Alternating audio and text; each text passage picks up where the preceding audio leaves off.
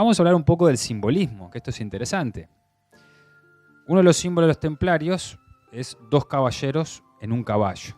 Eso está en su sello de la orden institucional. Algunos cronistas han dicho, medievales, posterior, que esto se debía a que eran tan pobres que andaban 2 caballeros sobre un caballo, pero esto obviamente no es real, porque si bien tenían voto de castidad y pobreza, jamás les faltaba los caballos. De hecho, la regla decía que un caballero tenía 3 caballos a disposición, porque era como, no sé, imagínense, como que a un tanque, a un blindado, le falta el combustible y la munición, no funciona. Tiene otro elemento simbólico, obviamente no es nuevo, está en relación con los patrones de la caballería y tiene varias claves de interpretación. Esto de ver 2 caballeros que son como especie de gemelos o hermanos, ya lo encontramos también en la tradición de la India, los asvins, las satyas, que justamente también son 2 gemelos que montan a caballo y de alguna manera representan la dualidad. Y como son guerreros, representan también la guerra. Pero no solo la guerra externa, sino una guerra más importante que libramos todos los seres humanos, que es una guerra interior, el conflicto interior que tenemos todo el tiempo, entre lo que pensamos, sentimos, actuamos, entre lo que es lo correcto y lo bueno y lo que nos conviene, y entre ser generoso y ser egoísta, entre decir la verdad y a veces ocultarla porque quizás no nos conviene. Esa guerra está todo el tiempo en nosotros y de alguna manera esa guerra está fundamentalmente psicológica y mentalmente. La mente siempre es representada por la dualidad. Y para poder armonizar esa dualidad, que es como nosotros vemos y entendemos el conocimiento y el mundo manifestado en dualidad, bueno, malo, blanco, negro, arriba, abajo, adelante, atrás, frío, calor, masculino, femenino, esa dualidad que está presente en la naturaleza, para poder congeniar necesitamos armonizarla. El símbolo de estos 2 caballeros, que no solamente estaban en la antigua India, sino que también son los patrones de la caballería que encontramos en Grecia y luego en Roma, que son Castor y Pollux, que son 2 gemelos, también simbolizan ese aspecto de la mente, que es una dualidad. De alguna forma, podemos tener pensamientos más elevados, superiores, rectos pensamientos, o podemos tener pensamientos más concretos, egoístas, comerciales diríamos. Pienso en hacer algo para ganar otra cosa. Y a veces tenemos esa lucha, esa guerra, y hay que de alguna manera armonizarla, vencer. Y no solo armonizar la mente, sino también vencer nuestra parte animal instintiva que está representada por el caballo. Es decir, que el caballero simbólicamente doma al caballo y bajo su voluntad lo mueve. Es decir, domina su miedo, su ira, su ansiedad. Todos sus instintos están dominados bajo la voluntad, bajo la mente. Esa mente que es dual y está armonizada. Por eso, estos 2 elementos también de la mente aparecen en la mitología griega de Castor y Pollux, que uno era mortal y el otro era inmortal. Vamos a ver un poco más. En esta Edad Media, como bien nos contaba recién Vladimir, hay una irrupción no solo de los templarios, sino del arte gótico, la construcción de catedrales, que nos hablaron en la conferencia pasada tanto Rubens, que además del arte gótico, la construcción de las catedrales, aparece, no solo eso, el culto mariano que nos decía recién Vladimir, aparece también el mito del rey Arturo, el mito del Grial, de ese símbolo de los caballeros de la tabla redonda, ¿sí?, con sus 12 caballeros. También en estos siglos XI y XII aparecen las universidades, tratando de, otra vez, transmitir el conocimiento, inspirándose en la antigüedad.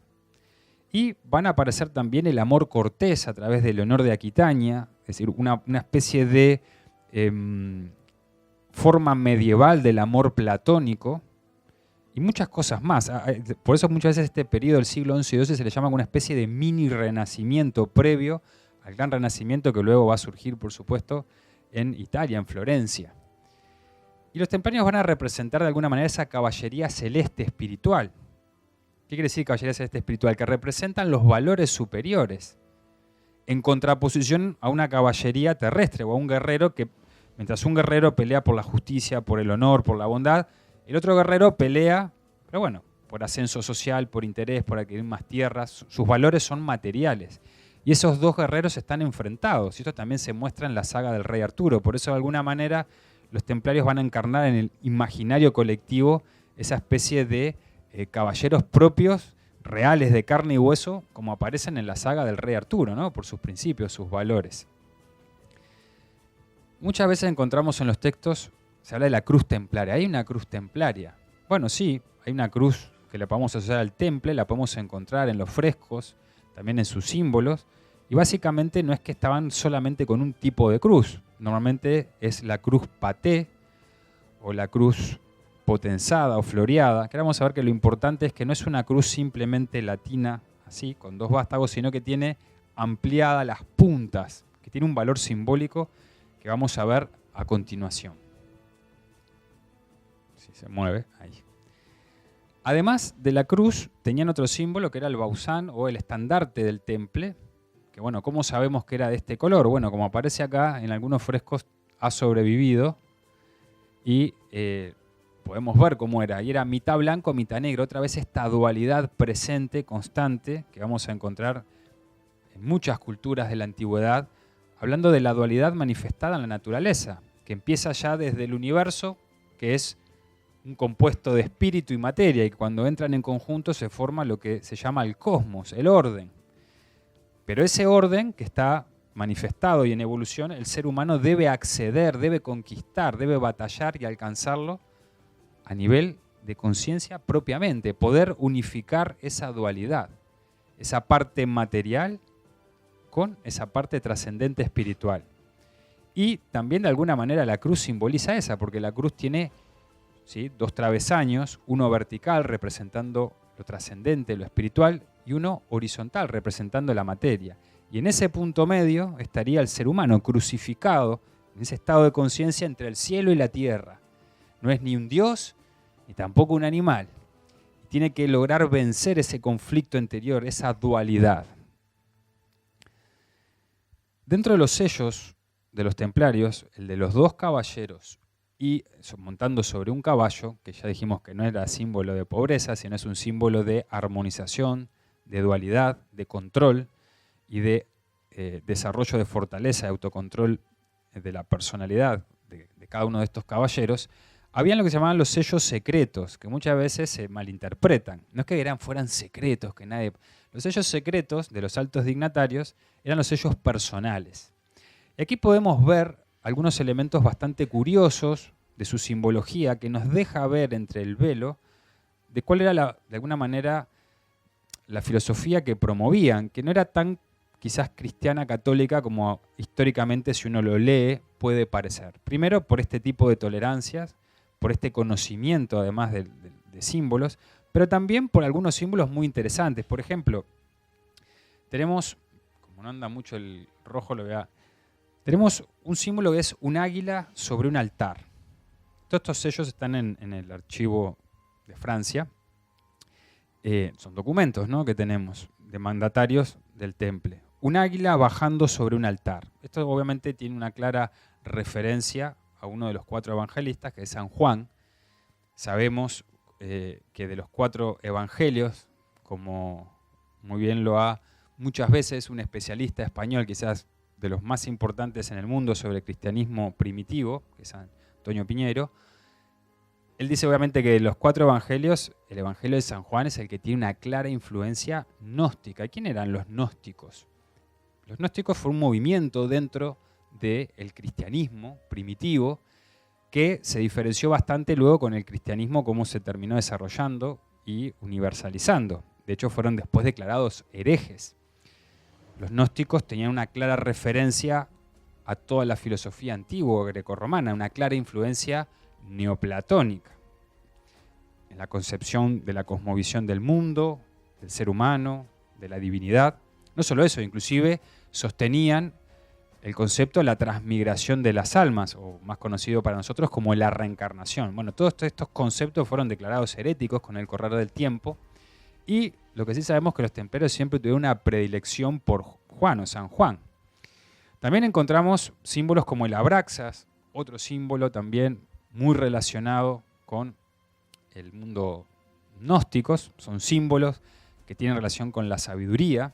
Y también vamos a encontrar otro símbolo, que es el del pelícano que se abre el pecho para dar de comer a sus polluelos, como un sacrificio. Esto obviamente es un símbolo netamente cristiano, pero ¿cuándo surge? ¿Cuándo surge esto? Esto surge en un texto que no sabemos bien, entre el siglo III y IV después de Cristo, curiosamente en Alejandría, donde estaba donde se originó el movimiento neoplatónico, en donde este texto hace referencia, rescata un montón de símbolos de la antigüedad y los hace de forma cristianizada. Este texto probablemente también sea gnóstico. Y también vamos a encontrar a San Jorge, el patrón de la caballería, medieval por excelencia. Pero San Jorge es un símbolo muy antiguo, que inclusive lo podemos rastrear hasta Egipto. Horus, que es el dios egipcio, tiene cabeza de halcón, muchas veces es representado, sea en una barca, matando a la serpiente Apap. O también, como bien aparece aquí, lo pusimos, matando una especie de cocodrilo. Es el antecesor del símbolo de San Jorge. Es aquel caballero que mata el dragón, mata sus sombras, todos sus defectos.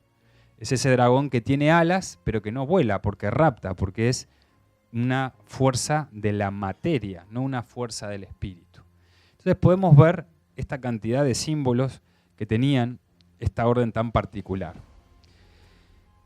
También está lo que se le denomina, y eso sabemos porque en esa época se usaban mucho, los alfabetos criptados. Y los templarios probablemente lo tuvieron, porque comúnmente nosotros tenemos este alfabeto, que es Viravent, fue un investigador que dijo que él había encontrado, había descifrado un alfabeto de los templarios. Pero en realidad este alfabeto es bastante más moderno. ¿Por qué? Porque obviamente la U y la V era la misma en la Edad Media, en el latín no se usa la W, pero sí sabemos que tenían un alfabeto, es altamente probable porque ellos utilizaban ese alfabeto inclusive para sus comunicaciones, y como muy bien nos decía recién Vladimir, para poder emitir las letras de cambio y de alguna manera cifrar todas las cosas, usaban alfabetos, era algo muy común. ¿De dónde surge la cruz, como decíamos recién, paté o potenzada, que sí es característica de la orden del temple? Aquí recordemos los que vinieron a la conferencia pasada que nos explicaban cómo se se ponía la piedra fundamental para la construcción de una catedral, se ponía en el centro y se trazaban los 4 puntos cardinales, norte, sur, este, oeste. Obviamente la catedral estaba alineada. Y luego los puntos cardinales intermedios, y ahí se generan 2 cuadrados, ¿sí? Un cuadrado que representa el elemento celeste arquetípico y otro cuadrado que se refleja en la materia.